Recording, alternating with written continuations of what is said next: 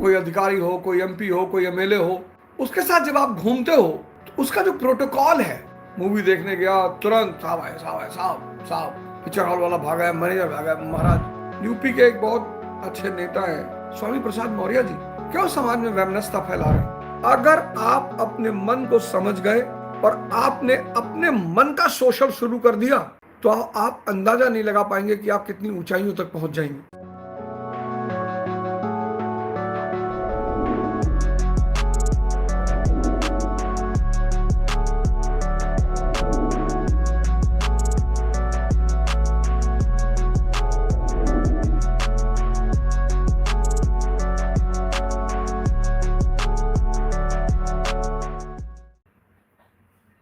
उद्देश्य अगर मन के अनुसार हो,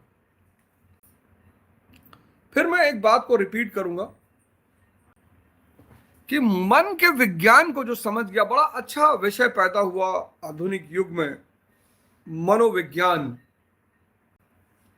मन का विज्ञान। भाई अब तो सारे अंगों के अलग अलग डॉक्टर हैं। आंख का अलग है, नाक का अलग है, कान का अलग है, किडनी का अलग है, लीवर का अलग है, हार्ट का अलग है। तो मन का भी विज्ञान होना चाहिए, मन का भी डॉक्टर होना चाहिए। तो पश्चिम ने मनोविज्ञान शब्द पैदा किया, अच्छे अच्छे साइकोलॉजिस्ट दिए। इमाइल कुए बहुत फेमस, इमाइल कुए, हालांकि सिगमंड फ्रॉइड का बड़ा नाम है, लेकिन इमाइल कुए बहुत फेमस। उसने तो मन की साधना कराकर कई लोगों की असाध्य बीमारियां ठीक कर दी। इमाइल कुए, आप नाम लिख लीजिए, पढ़िएगा जरूर उसके बारे में, इमाइल कुए के बारे में। उसने बड़े सारे लोगों की असाध्य बीमारियां ठीक कर दी। अब मन का विज्ञान ये है, मैं 4 पार्ट में उसको बताता हूं। 4। पहला कि आप मन को समझना शुरू करें। अगर आपने मन को समझना शुरू कर दिया, पहली चीज, सबसे प्यारा फीचर मन का, आदत। आप इसको किसी भी चीज की आदत डलवा सकते हो। सबसे प्यारा फीचर मन का, आदत। 21 दिन लगातार आप किसी काम को कर लो, वो आपकी आदत में शुमार हो जाता है। ये सबसे प्यारा फीचर है मन का। भैया आप देखो, सिगरेट अगर आप पीते हो, आदत ही तो है। इसीलिए समाज क्या करता है कि जब भी कोई नेगेटिव चीज आपको देनी होती है ना, तो पहले लगातार आपके साथ वो खुद करवाता है उस चीज को। आपको 4-5 दिन, 6 दिन, 7 दिन सिगरेट पिलाई जाएगी, 4-5 दिन, 6 दिन, 7 दिन शराब पिलाई जाएगी, फिर एक दिन आप अपनी आदत के शिकार हो जाओगे। ये पहला फीचर है मन का। आप मन को किसी भी चीज की आदत डलवा सकते हैं, यानी मन आदतों का एक समूह है।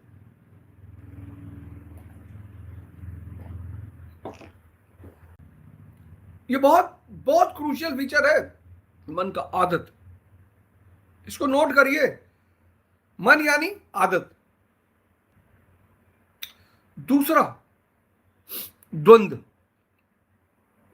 द्वंद्व इसका एक फीचर है। जितने लोग तैयारी करते हैं उसमें 90% लोग इस चीज के शिकार होते हैं, मेरा होगा कि नहीं होगा।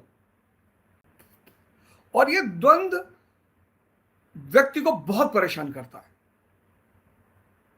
इस दुनिया में एक ही चीज है जो सुनिश्चित है, और वो है मौत। जिस दिन व्यक्ति पैदा होता है उस दिन वादा करके जाती है कि किसी दिन आएंगे, और आती है। ऐसा कोई आदमी ही नहीं जिसको उसने धोखा दिया हो। ऐसा कोई व्यक्ति ही नहीं है जिसको मौत ने धोखा दिया हो। मौत को छोड़कर इस दुनिया में सब कुछ रिस्क है। मौत को छोड़कर इस दुनिया में सब कुछ रिस्क है। आज रात में 9 बजे गीता का प्रोग्राम रहेगा, आज के शो को जरूर देखिएगा, आज के शो को जरूर देखिएगा। सब कुछ रिस्क है। अगर आप ध्यानी हैं और जागृत हैं, तब तो आप भविष्य देखते रहेंगे। वरना इस दुनिया में सब कुछ रिस्क है, सब कुछ। लेकिन जो जितना बड़ा रिस्क लेगा उसके जीतने की उतनी ज्यादा संभावना। और जितना बड़ा, लेकिन हाँ, रिस्क पागलपन की तरह नहीं लिया जाना चाहिए। जैसे मैं बताऊं, मैं जब आईएएस की तैयारी करने आया तो रियलिटी में, मतलब वास्तविक रूप से मुझे कुछ नहीं आता था। मैं पढ़ने लगा था इलाहाबाद यूनिवर्सिटी में, नो डाउट मुझे पढ़ने का शौक पैदा हो गया था, पढ़ने में मजा आने लगा था। ऐसा नहीं था कि मैंने ऐसा रिस्क ले लिया था कि साहब, इलाहाबाद यूनिवर्सिटी से फर्स्ट डिवीजन पास हुआ मैं। वो पहली घटना थी जिसने लोगों को बहुत चौंकाया था, जो जान गए थे उनको, ऐसा कैसे हो सकता है। लेकिन फिर लोगों ने सोचा भाई नकल करके पास हो गए होंगे, या फिर वगैरह वगैरह जुगाड़ लगवा दिया, आंसर राइटिंग करने वाला किसी को बिठा दिया। तो धीरे चलाइए, उसका आवाज बहुत होता है। जो सबसे पहली घटना ने सबको आश्चर्यचकित किया था, वो जब मैं इलाहाबाद विश्वविद्यालय से फर्स्ट डिवीजन पास हुआ। आप आरटीआई लगा के देख लीजिए, लगाया ही होगा बहुत सारे लोगों ने। मैं तो कोई बात कह देता हूं तो उसकी जांच पड़ताल बड़ी गंभीरता से होती।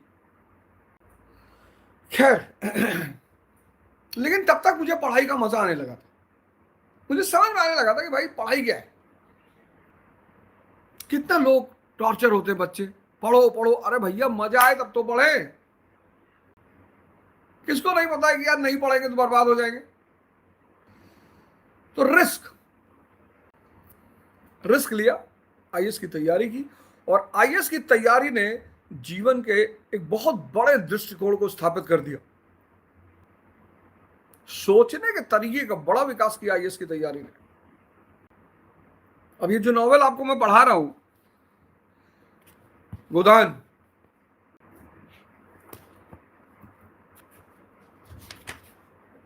तो मन का पहला फीचर है आदत, दूसरा फीचर है द्वंद। द्वंद से बचिए, रिस्क लीजिए, लेकिन कैलकुलेट करके रिस्क लीजिए, बैठ कर। आपको नहीं पता आप आईएएस बनेंगे कि नहीं बनेंगे, ये तो एकदम क्लियर है। आपको नहीं पता कि आप मंत्री बनेंगे कि नहीं बनेंगे, लेकिन आप यकीन मानिए कि जितना बड़ा खतरा आप लेंगे, कैलकुलेटेड, उतनी बड़ी उपलब्धियों के आसार बन जाएंगे। बहुत पढ़े लिखे लोग मेरे साथ थे, जिनको पढ़ने का शौक था, 12th टॉपर थे। मैंने उनसे कहा यार तू भी आईएएस की तैयारी कर ले, पर वो नहीं किया। अगर वो करते तो शायद उनका हो जाता। तो पहले चरण में मन को समझिए, उसका ग्राफ बनाइए, खुद ही बड़बड़ाता रहेगा कुछ भी। दूसरे चरण में आप 5 मिनट 10 मिनट बैठिए, मन का अवलोकन, इंट्रोस्पेक्शन करिए। आपको पता चल जाएगा कि ये मन तो आपको बैठने ही नहीं दे रहा है। मतलब आपका मन, भाई मेरा मन है 10 मिनट बैठने का, तू कह रहा मैं भाई आपका मन है आप सिगरेट पी लेते हो, आपका मन है आप शराब पी लेते हो, तो आप ही का तो मन है कि 10 मिनट आंख बंद करके बैठा जाए। आपको बैठने क्यों नहीं देता ये? तीसरा चरण जो है वो मन को बदलने की प्रक्रिया, उसी को साधना कहते हैं। और साधना का पहला चरण पेनफुल है। साधना का पहला चरण पेनफुल है, बहुत दर्द होता है। पर मैं आपसे बार बार कहता हूं कि जितनी चीजें खाने में कड़वी हैं वो फायदा बहुत करती। साधना का जो पहला चरण है वो पेनफुल है। अपने आप को बदलना इस जीवन की सबसे बड़ी चुनौती है। वरना अच्छे अच्छे लोग, तो राय साहब जो है वो अपना धर्म मानने को तैयार है, अधिकार छोड़ने को तैयार नहीं है। तो बड़े आदमी का सबसे बड़ा आनंद क्या है? उसका अधिकार। हिंदुस्तान में एक नशा है लोगों को कि टोल ना देना पड़े। मैं हिंदुस्तान में, खासकर मैं जानता हूं उत्तर भारत में, एक बहुत बड़ा आनंद है। उत्तर भारत का तो मैं जानता हूं कम से कम एक बहुत बड़ा आनंद है कि टोल ना देना पड़े। मतलब अगर आदमी का टोल बच गया तो उससे खुशी आदमी को धरती पे होता ही नहीं। वो रोड का इस्तेमाल कर रहा है, वो सारी सुविधाओं का इस्तेमाल कर रहा है, पर वो टोल नहीं देना चाहता। ऐसे राय साहब धर्म का पालन करेंगे, अपनी रियाया की मदद करेंगे, दान करेंगे, अधिकार छोड़ने को तैयार नहीं है, क्योंकि बड़े आदमी का जो आनंद है वो उसका अधिकार है। जब कोई एमपी एमएलए के साथ घूमता है एक सामान्य घर का लड़का, तो उस एमपी एमएलए का जो अधिकार देखता है उसको उसका बड़ा नशा चढ़ जाता है। कोई अधिकारी हो, कोई एमपी हो, कोई एमएलए हो, उसके साथ जब आप घूमते हो तो उसका जो प्रोटोकॉल है, मूवी देखने गया तुरंत साहब आए, साहब आए, साहब साहब, पिक्चर हॉल वाला भागा है, मैनेजर भागा है, महाराज। जब आप पैसे और पद वालों के साथ टहलते हो तो उनका जो अधिकार है, तो एमपी गाड़ी में बैठे उसको टोल नहीं देना, विधायक की गाड़ी में बैठे उसको टोल नहीं देना। पद और पैसा अधिकार का एक ऐसा माया जाल पैदा करते हैं कि व्यक्ति को उस अधिकार का बड़ा मजा आता है। नोट करिएगा इसको, कि व्यक्ति दान कर सकता है, धर्म का पालन कर सकता है, पर अपने अधिकार को नहीं छोड़ सकता।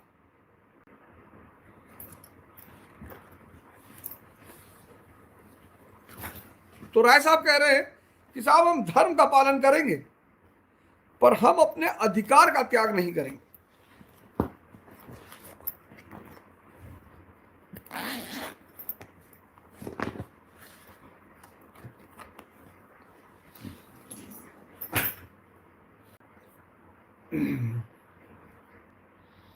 इस व्यवस्था ने हम जमींदारों में कितनी विलासिता, दुराचार और पराधीनता और कितनी निर्लज्जता भर दी है। विलासिता, दुराचार, पराधीनता, निर्लज्जता, पद और पैसा इसको भी साथ लेकर आते हैं। एक इलेक्शन में भी लड़ा और बहुत अच्छा किया जो मैं उस इलेक्शन को लड़ा। मेरे मन में एक तमन्ना थी कि यार इस देश में एक आदर्श रखना है कि राजनीति कैसे की जाती है, जनता का मुद्दा कैसे उठाया जाता है, जनता के क्या मुद्दे होने चाहिए, किन मुद्दों पे सदन पे बात होनी चाहिए। विलासिता, दुराचार, पराधीनता और निर्लज्जता। अब राय साहब कह रहे हैं कि यार हमारी भी मजबूरी है, अगर हम अफसरों को कीमती डालियां ना दें तो बागी समझे, शान से ना रहे तो कंजूस, प्रगति की जरा सी आहट पाते हम कहां उठते हैं। हमें अपने ऊपर विश्वास नहीं रहा, न पुरुषार्थ रह गया।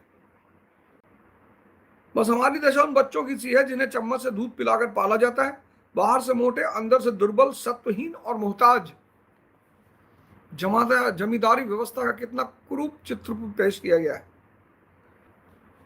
अब आलोचना चल रही है, आलोचना मैंने आपसे कहा बड़ी प्यारी बात, आलोचना चल रही है कि व्यक्तिगत बातों पर आलोचना न कीजिए संपादक जी, हम यहां समाज की व्यवस्था पर विचार कर रहे हैं। इस बात को हमेशा ध्यान में रखना चाहिए कि जब आप व्यवस्था पर आलोचना कर रहे हैं तो किसी पे व्यक्तिगत नहीं होना चाहिए। सामंतवादी व्यवस्था ने किसी भी देश को बहुत नुकसान पहुंचाया, मैं मानता हूं इस बात को।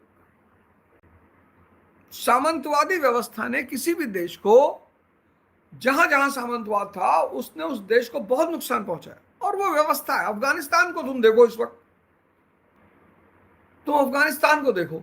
अब अफगानिस्तान में जो हो रहा है, क्या वो कोई व्यक्ति कर रहा है? व्यवस्था कर रही है।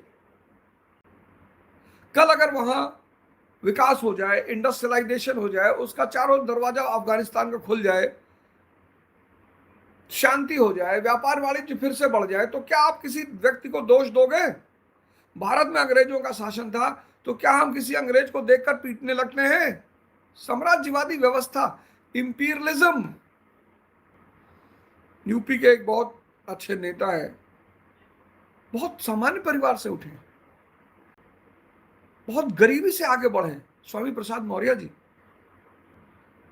इलाहाबाद में, प्रयागराज में, वो जिसके घर में रहते थे, कोई कायस्थ है, मैं नाम नहीं लूंगा, तो जिसके घर में रहते थे ना, उनको उनकी दशा पता है।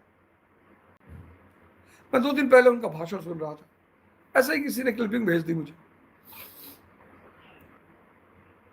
ब्राह्मणों को दान दक्षिणा मत दो, इनको एंटरटेन मत करो, ये भीख मांगने लगेंगे। पीछे अशोका मौर्य का बोर्ड लगा हुआ था है। आप खुद इतने समान परिवार से ऊपर उठे हैं, क्यों समाज में वैमनस्यता फैला रहे हैं? आप आप आप इतने अच्छे नेता हैं, लेकिन देखो नेताओं को ऐसा नहीं वही कर रहे हैं। इस वक्त समाज की ये दशा हो गई है कि सब को लग रहा है कि समाज का जो जो जहर लोग बो रहे हैं, इस जहर का परिणाम बहुत गंदा हो। फिर मुझसे कहते हैं कि यार तुम कहते हो कि गृह युद्ध हो जाएगा। अरे जिस तरह का जहर फैलाया जा रहा है उसका परिणाम क्या होगा? व्यवस्था को दोष दीजिए, व्यक्ति को दोष देने से कोई फायदा नहीं। बात आगे बढ़ती है, क्लास डिवीजन पर आती है। और क्लास डिवीजन पर जब बात आती है, वर्ग विभाजन, कि इस दुनिया में बड़े छोटे हमेशा रहेंगे, बड़े छोटे रहें, ऊंच नीच का भाव ना हो। यह तो एकदम क्लियर है कि इस दुनिया में, संसार में बड़े छोटे हमेशा रहेंगे। उसकी वजह क्यों रहेंगे? भगवान ने बुद्धि सबको दी, सद्बुद्धि सबको नहीं दी। मैं बार बार एक बात कहता हूं, बार बार, अगर आप अपने मन को समझ गए और आपने अपने मन का शोषण शुरू कर दिया, तो आप अंदाजा नहीं लगा पाएंगे कि आप कितनी ऊंचाइयों तक पहुंच जाएंगे। मैं आपसे बार बार कहता हूं कि जीवन में आपका भाग्य या तो आपका मन लिखता है, और आपका मन कब लिखता है? जब आप मन के इशारे पे चलते हो। आज आप देख लेना, अभी मैं ध्यान कराऊंगा तो आप देखना, आज आप देख लेना, अगर आप अपने मन के इशारे पे चलते हो, आप अपने मन के गुलाम हो, तो आपका मन ही आपका भाग्य निर्माता है। लेकिन अगर आपने अपने मन को गुलाम बना लिया और वो आपके इशारे पे चलता है, आप भाग्य निर्माता हो। भाग्य तो है, लेकिन अब वो भाग्य का निर्माण कौन कर रहा है? आपका मन या आप? तो अगर आप कर रहे हो तो आप वहां पहुंचोगे जहां आप चाहते हो, और अगर मन कर रहा है तो आप वहां पहुंचोगे जहां आपका मन चाहता है। सिंपल।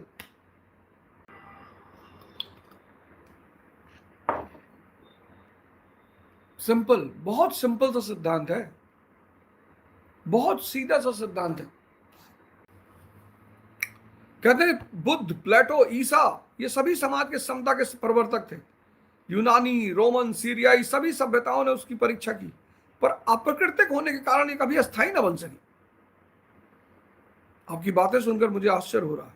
आश्चर्य अज्ञान का दूसरा नाम है। मानी सी बात है, क्या डायलॉग बोला! आश्चर्य अज्ञान का दूसरा नाम। जो अज्ञानी वही आश्चर्य करता है। धन को किसी भी उपाय से बराबर फैलाया जा सकता है, लेकिन बुद्धि और चरित्र को, रूप को, प्रतिभा को, बल को बराबर फैलाना शक्ति के बाहर है। बुद्धि, चरित्र, रूप, प्रतिभा, बल, 5 चीज नोट कर लीजिए। देख कितनी बड़ी चीज किताब में लिखी है कि धन को तो किसी तरह से बराबरी में फैलाया जा सकता है, बुद्धि, चरित्र, रूप, प्रतिभा, बल, इन 5 चीजों को बराबर फैलाने का कोई रास्ता नहीं है ही नहीं। तो बड़े छोटा का तो भाव रहेगा ही रहेगा। अब जितनी प्रतिभा भगवान कृष्ण में है, उतनी प्रतिभा भगवान बलराम में नहीं है। बुद्धि, चरित्र, रूप, प्रतिभा, बल, इनको बराबर में बांटने का कोई रास्ता नहीं है। जैसे मुसलमान है, तो मुसलमानों में मान लो एक डीएम है और एक रिक्शा वाला है, और दोनों नमाज पढ़ने पहुंचते हैं। तो अगर रिक्शा वाला आगे की पंक्ति में खड़ा हो गया और डीएम पीछे की पंक्ति में है, तो वहां कोई प्रोटोकॉल नहीं लगेगा। मस्जिद एक ऐसी जगह है जहां कोई प्रोटोकॉल नहीं। मस्जिद एक ऐसी जगह है जहां कोई प्रोटोकॉल नहीं। और यह मस्जिद का सबसे प्यारा बात है। मुसलमान तो जीवन में फंस गए सिर्फ और सिर्फ इसलिए क्योंकि उन्होंने अपने धर्म को विद्वानों की आंखों से देखना बंद कर दिया, जागृत लोगों की आंखों से देखना बंद कर दिया। अब अगर हम गीता को, यथार्थ गीता को नहीं पढ़ते, अगर हम गीता को महाराज अड़गड़ानंद की आंख से नहीं पढ़ते, तो हम दुनिया में बहुत कुछ मिस कर जाते। धर्म को देखने की दो आंखें, एक पुरोहित की आंखें जो सीमित हैं, थ्योरेटिकल बातें जानती हैं, कहती पूजा करो सब कुछ मिलेगा। बिल्कुल करिए, पूजा करना कोई बुरी चीज नहीं है, लेकिन संत कहेगा कि पूजा के साथ साथ साधना करनी पड़ेगी। धर्म का एक क्रियात्मक पक्ष है। तो धर्म को देखने की दो आंखें, एक पुरोहित की, एक संत की। संत की आंखें जागृत आंखें। मुसलमानों ने यही गलती कर दी, वो धर्म को सिर्फ पुरोहित की आंखों से देखते हैं, सिर्फ वो धर्म को सिर्फ पुरोहित। यही मुसलमानों का जीवन का सबसे बड़ा ब्लंडर है। वो धर्म के संत की आंखों से देखना बंद कर दिया उन्होंने। जैसे धारकुंडी महाराज है, तो धारकुंडी महाराज का अगर आप मानस पढ़ें, मानस रहस्य जो उनकी किताब है, जरूर पढ़िए, आप आश्चर्यचकित हो जाएंगे।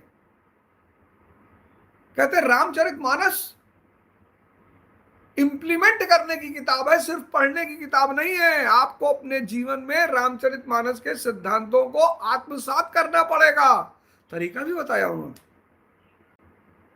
मुसलमानों के जीवन का दुर्भाग्य सिर्फ इतना है कि उन्होंने धर्म को अपने संतों की नजर से देखना बंद कर दिया। आपके मन ने आपको कितना परेशान कर रखा है। आप अच्छा आदमी ढूंढ रहे हैं संसार में, आप शक्तिशाली हो जाइए, हर व्यक्ति आपके लिए अच्छा हो जाएगा। आप सिर्फ शक्तिशाली हो जाइए। क्यों ढूंढ रहे हो आप अच्छा आदमी? आप सांसों पे ध्यान रखिए। कोई अच्छी पत्नी ढूंढ रहा है, कोई अच्छा पति ढूंढ रहा है, ये नाहक फर्जी ढूंढ है, ये कभी पूरी नहीं होगी। लोगों से पूछो शादी करोगे? हाँ भैया एक अच्छी लड़की, अगर तुम अच्छे लड़के हो। स्त्री से पूछो, नहीं एक शरीफ लड़का अगर मिल जाए। आजकल कहाँ लड़के शरीफ हैं, शराब पीते हैं। कुछ चीजें ना एकदम ब्लंडर। अच्छा आदमी नहीं ढूंढना है, शक्तिशाली बनना है। कृष्ण के सामने कौन बदतमीजी करेगा मित्र? वो रुक्मणी के साथ रहे, सत्यभामा के साथ रहे, राधा के साथ रहे, ये उनकी चॉइस है। यहाँ टीकाराम जैन दिन भर इंसुलिन लगा रहे हैं, बिंदी जी उन्हीं को छोड़ दी है। सीरीज देख के नहीं समझ में आता है। अशोक लता की मम्मी कहती कि यार ये सर्विस का समय हमारे समय में क्यों नहीं था। देखो कितनी बहुत बड़ी चीज आज के बुजुर्गों का फ्रस्ट्रेशन दिखा। उन्होंने लास्ट में वो कहती यार ये सेक्स सर्विस का प्रावधान हमारे समय में क्यों नहीं था। अशोक लता तुम्हारे पापा के मरने के बाद मैं बड़ी परेशान हुई हूं। कितनी बड़ी बात है इस बात को स्वीकार करना।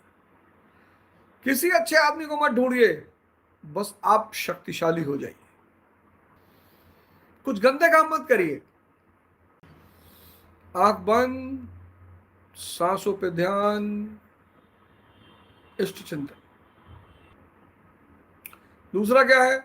दूसरा अपने आप को अच्छा साबित नहीं करना है। मैंने झूठ नहीं बोला था, मैं गलत काम नहीं करता हूं। ये सब क्यों करना है? सब बेवकूफी के काम है। जिसको आपकी जरूरत होगी वो आपके पास आएगा ही। अपने आप को उपयोगी बनाना है। पहला काम क्या करना है? अच्छा आदमी नहीं ढूंढना है, खुद को शक्तिशाली बनाना है। दूसरा, अपने आप को अच्छा साबित नहीं करना है। दुनिया की सबसे बड़ी मूर्खता है स्वयं को अच्छा साबित करना, उपयोगी। शराब की दुकान पे जो लड़के शराब बेच रहे होते हैं उनसे कोई पूछता है एमए किए हो, पढ़े लिखे हो? अपने आप को अच्छा साबित नहीं करना है। ये दुनिया की सबसे बड़ी गलती है जो व्यक्ति को बहुत परेशान करती है, आंतरिक रूप से अस्थिर करती है। अबे तुम मानो या भाड़ में जाओ, हमें क्या लेना देना है? भगवान कृष्ण किसी के सपने में आते कहते थोड़ी है कि मुझे भगवान मानो, तुम्हारी गर्ज है तुम मानो। कि भगवान राम किसी के सपने में आए,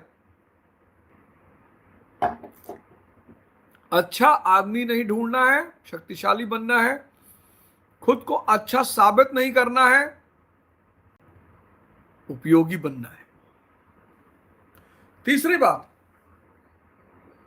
समय से बड़ा कोई धन नहीं। इस धन का इतना प्यारा इस्तेमाल करना है, समय का। समय के रूपी धन को अगर आप इस्तेमाल करना जान गए, लोगों को लगता है समय, अब 6 घंटे बैठे हैं, उनसे कहो योग कर लो, भैया बड़ा दर्द हो रहा है शरीर में, भैया बहुत दर्द हो रहा है शरीर में, कल से भैया मैट लेकर आएंगे तब करेंगे। समय, समय रूपी धन को वेस्ट मत करिए। जिम, लाइब्रेरी, मंदिर, कोई जरूरी थोड़ी कि 24 घंटे पढ़ेंगे। समय रूपी धन को वेस्ट मत करिए। आप किसी 80 साल के बुजुर्ग से पूछिए, कहेगा भैया पूरी जवानी बर्बाद कर दी भैया, अब तो सारी इंद्रियां खत्म हो गई भैया, अब भगवान उठा ले भैया, भैया बड़ी बेवकूफियां की भैया, जवानी में बड़ी बेवकूफियां की भैया। संकल्प लीजिए, स्वयं को सुधारना है, स्वयं को शक्तिशाली बनाना है। 3 बार अंदर ही अंदर संकल्प लीजिए, स्वयं को सुधारना है, स्वयं को शक्तिशाली बनाना है, स्वयं को सुधारना है, स्वयं को शक्तिशाली। 3 बार मन ही मन में संकल्प लीजिए।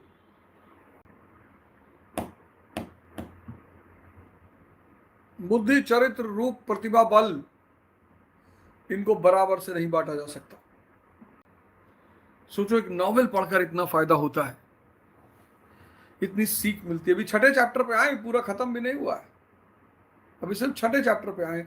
ये नॉवेल खत्म होते होते आपको इतनी सारी सीखें मिल जाए। अगर आप डायरी बना रहे होंगे, सारे चीजों को लिख रहे होंगे, आपने ऐसे कभी पढ़ा नहीं, आपने ऐसे कभी मूवी नहीं देखी। टीकाराम जैन के पास पैसा है तो शक्ति नहीं है,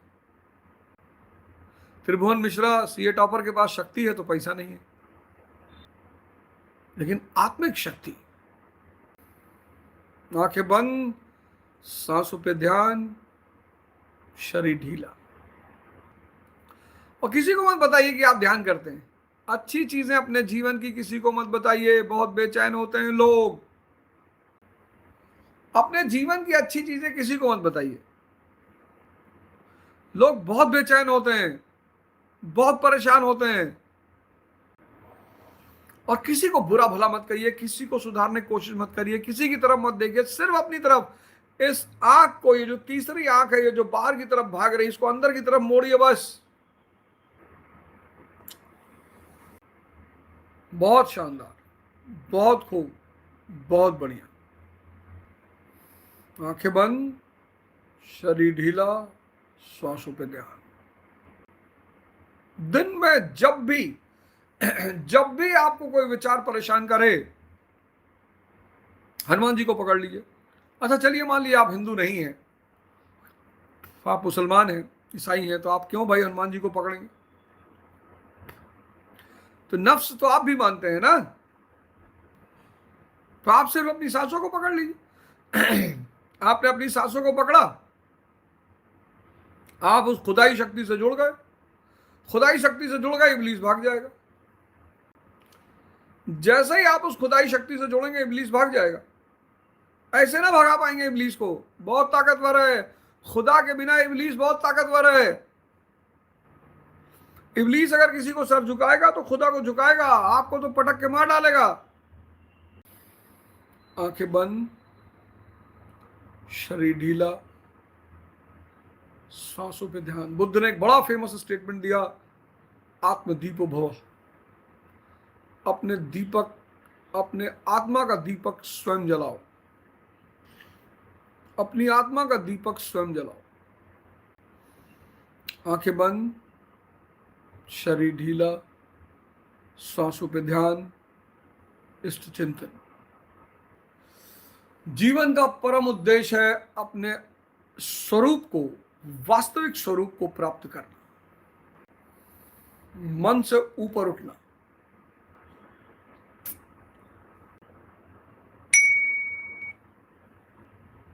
संकल्प लीजिए, दिन भर होश में रहना है और क्रिएटिव काम करने हैं। दिन भर होश में रहना है और क्रिएटिव काम करने हैं। दिन भर होश में रहना है और क्रिएटिव काम करने हैं।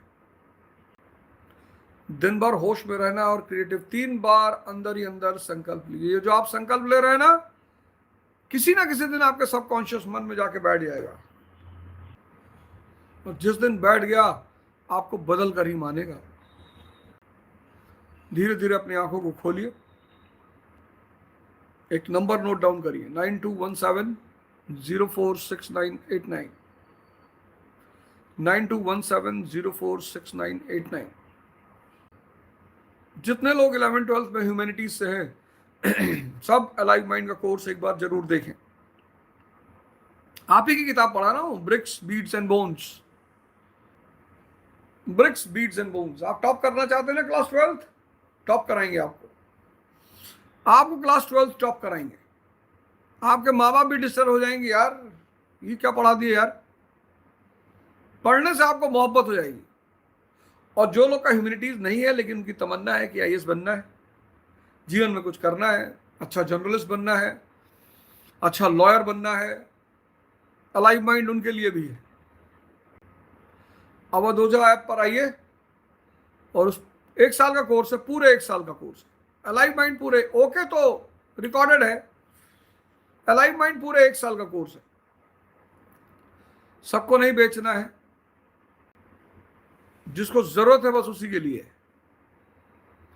9217046989। अगर आपको जीवन में कोई भी समस्या, कोई भी चुनौती है, तो आप इस नंबर पर अपॉइंटमेंट ले सकते हैं। वर्चुअल मीटिंग, ऑनलाइन मीटिंग, और आप अपनी जीवन की धारा को बदल सकते हैं।